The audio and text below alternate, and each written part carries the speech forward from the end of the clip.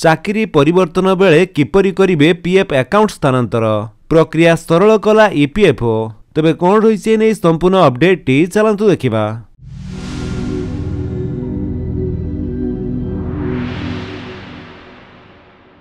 घरोई क्षेत्र में काम करुथिबा लोकंक पई एक खुशी खबर। कर्मचारी भविष्य निधि पांठी संगठन बा ईपीएफओ चाकरी परिवर्तन करुथिबा ईपीएफ सदस्यंक पई भविष्य निधि पांठी बा पीएफ अकाउंट स्थानांतर प्रक्रिया को बहुत सहज करिछि।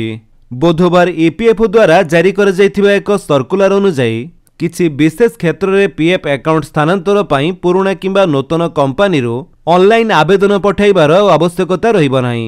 ईपीएफओ रो सर्कुलर अनुसार एणिकी पीएफ अकाउंट स्थानांतर पई पुराना किंबा नूतन कंपनी रो ऑनलाइन आवेदन पठाइबार आवश्यकता रहिबो नाही। एहार अर्थ हेउछि जे सदस्य माने एणिकी निजे अकाउंट स्थानांतर पई क्लेम करि परिबे। ईपीएफओ रो सर्कुलर द्वारा केतेक सदस्य लाभ पाइबे। तबे एमिति किछि मामला रे सदस्य सीधा सड़क भाबे पीएफ अकाउंट स्थानांतरण पई क्लेम करि परिबे। तबे से सब कोन आसंतु जानिबा।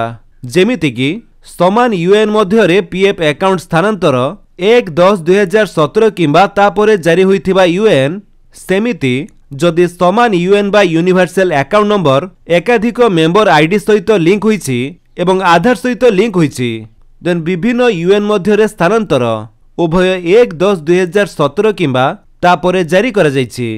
सेमिति जदि जणे कर्मचारींकर समान आधार सहित एकाधिक यूएन लिंक थाए तेबे सिस्टम सेमानंको समान व्यक्ति भाबरे चिन्हट करे जहाँ नियुक्तिदातांको संपृक्ति बिना सहजरे पीएफ अकाउंट स्थानांतर अनुमति देइथाए। सेहिबळे समान यूएन मध्य रे अकाउंट स्थानांतर 1/10/2017 पूर्व जारी होइथिबा यूएन देन पुराना यूएन पई पीएफ ट्रांसफर केवल सेतेबेले काम करिवो जदि यूएन आधार सहित लिंक होइथाए एवं सदस्य आईडी रे थिबा नाम जन्म तारीख इत्यादि विवरणी मेल खाए देन विभिन्न यूएन मध्य रे अकाउंट स्थानांतर अति कम रे गुटिए 1/10/2017 पूर्व जारी होइथिबो। सेमिति जदि उभय यूएन समान आधार सहित लिंक होइथाए एवं व्यक्तिगत विवरणी नाम जन्म तारीख लिंग मेल खाए तेबे एकाधिक यूएन गुटिए पुराना मध्य रे स्थानांतर अनुमति प्राप्त। सेहिपरि समस्त क्षेत्र रे यूएन को आधार सहित लिंक करिबा एवं व्यक्तिगत विवरणी मेल करिबा द्वारा नियुक्तिदातांको जांच बिना शीघ्र पीएफ स्थानांतर हेबो।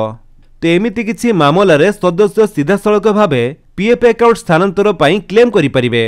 तो फ्रेंड्स ये थिला आपनको पई किछि अपडेट जदि आपनको अपडेट टी भल लागिस तले आपण वीडियो को लाइक कर दियंतु आपनको सांगन भितर शेयर करी जणांतु आ जदि आपण हम चैनल नुआ चैनल को सब्सक्राइब करी बेल आइकन दबाई ऑल नोटिफिकेशन कर दियंतु ताकि जेतों वीडियो अपलोड करिवे आपण देखि परिबे। Thank you for watching.